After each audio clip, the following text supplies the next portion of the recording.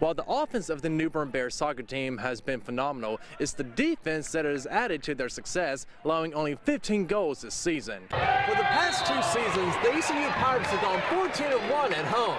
Village to start off another strong home season against College of Charleston. After winning the Eastern Plains Conference title, most of the success for the Washington Pan Packets come from number 1 Kyle Hodges, who has scored 40 goals on the season. With 13 seniors on the team, head coach Tim Guter says it's their leadership that has led New Bern to its first conference title in 5 years. While we're still in the middle of the football season, it's time to welcome another sport that fans have long been waiting for. The college basketball season tips off Friday night, and North Carolina looks to be reloaded again. The Tar Heels have 3 starters back from last year's team that went 24-10. Roy Williams' team lost in the 3rd round of the NCAA tournament to Iowa State 85-83, and now they've added 3 freshmen to the roster that Williams says are extremely talented. But he's still not sure about how they will coexist over the next 5 months. I don't think you ever know about your team chemistry until somebody gets disappointed by the number of minutes and how everybody else helps them handle it. Right now, they love each other, but it's all popcorn and ice cream right now. The Tar Heels opened up with NC Central Friday night and then turn around and host Robert Morris and former West Craven star Aaron Tate Sunday at 6. In college football, Elon's football team is having a rough year. The Phoenix are 1-9 and have only 2 games left in their season.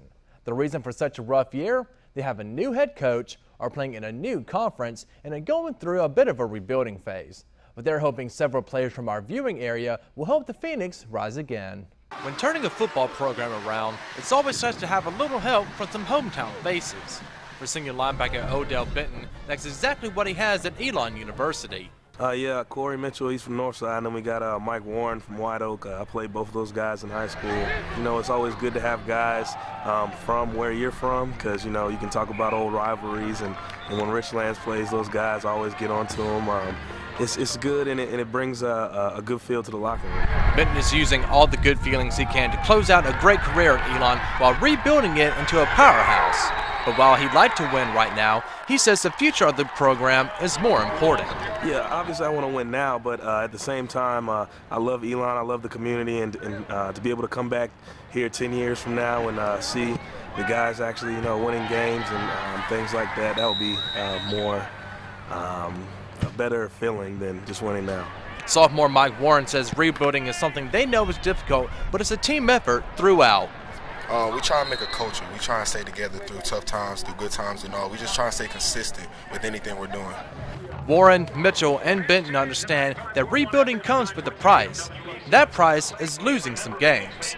But Benton says his team is laying a foundation for future Phoenixes. At the same time, I know that we're going through a rebuilding process, and I really want to be the foundation here, being a captain of this team, and I want this team to be the team that people look back on and say that's a team to turn Elon around. Turning the program around won't be easy, but maybe bringing in some more area talent could make the difference, at least according to Benton. Some coaches here telling them, hey man, we got some talent out there in the Jacksonville area, and you know, hopefully that all these years of me telling him that, he'll finally start recruiting over that way. Daniel Everett from Williamston, former DH Colony star Bryant Ballou, and former Parent Academy lineman Tobin Finizzo are also underclassmen on the Elon roster, hoping to help in the rebuilding process. And the East Carolina Pirates are getting ready to set sail for Cincinnati for their 2nd straight Thursday night game of the season.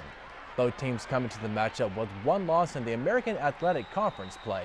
The Bearcats were the preseason favorite to win the AAC, and head coach Ruffin McNeil knows it will be a tough primetime game. And we know we're facing a tough group this week, well coached. Tommy's been doing it a long time, successful at Auburn.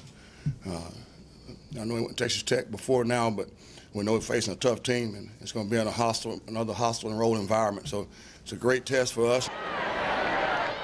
It will be the Pirates' first game since losing to Temple 13 days ago. Game time tomorrow night is set for 7 p.m. And switching it up now to high school football news, Dudley's appeal is denied. The defending 4A state champs will not be allowed to participate in this year's playoffs after they reported using some ineligible players in the final game. The Panthers have won 25 straight and were the #1 seed in the West. Now their opponent, Ragsdale, gets a forfeit victory. New Bern is the #1 seed in the east part of the 4A bracket. And the 8-man championship game takes place this Friday night, and the Parrott Academy is back in the title game for the 5th time in school history. The Patriots are looking for their first title since 1990.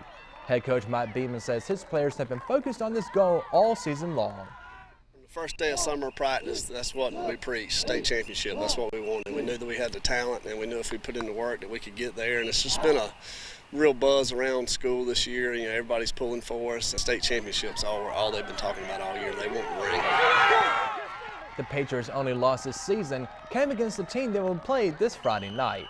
Rocky Mount Academy beat the Patriots 59-42 back on October 10th. But Parrott has a new weapon now in Zacchaeus Raspberry, who was a soccer player who joined the football team late. Game time is set for 7:30 Friday night in Rocky Mount. And in high school soccer, Wallace Rose Hill is headed back to the 1A state championship game. The defending champs beat Raleigh Charter in sudden death with a goal by #6 Ricardo Sierra. Ricardo did it. I mean, it was amazing. So absolutely just an amazing opportunity again for us. So I'm just excited. The town of Wallace now has a soccer team, and we're here to stay, boys. We ain't leaving. And the Bulldogs will face East Surrey in Saturday's state title game. They will play at 2 p.m. at the soccer field inside the Paul Durr track at NC State. Wallace won last year's state title in penalty kicks. But unfortunately for Jacksonville, they will not return to the title game. The red-headed Cardinals lost to Cardinal Gibbons 1-0. #2 Zachary Clements scored the only goal of the game with 8 minutes left to lift the Crusaders to the win. It was a tough way to end a great season for Jacksonville. Unfortunately, you get in the playoffs. Every team ends their season with a loss but one. Unfortunately, ours was a little earlier than we'd wanted it to, but I couldn't ask more from the boys. I mean, they left it all on the field. They played hard, and it's been a great season. The Cards finished the season 24-3-1. I'm Mitchell Spoon. We'll have a final look at your weather when Fox Eastern Carolina News at 10 returns. Saturday afternoon, the Greek community at Troy University ended its annual Greek Week with some friendly competition in the Greek Games. But what are the Greek Games, and what do they mean to someone in the Greek community? It's just a good time for everybody to get together and raise money and awareness for philanthropies and just have a good time. This year's Greek Games were different from years past. There's a new location as well as new games added to the schedule. Right now we're in the middle of doing the BB shot contest. We're also about to do archery next. We have the up and down event where you take a balloon, you put it above your head and below your head. We have also other sorts of events, countless others nameless later today. All the sororities and fraternities from Troy showed up to unite the Greek community under the motto, United Greek Stand. The thing on everybody's mind wasn't on who could beat who, but just to have fun and spend time with members you normally wouldn't.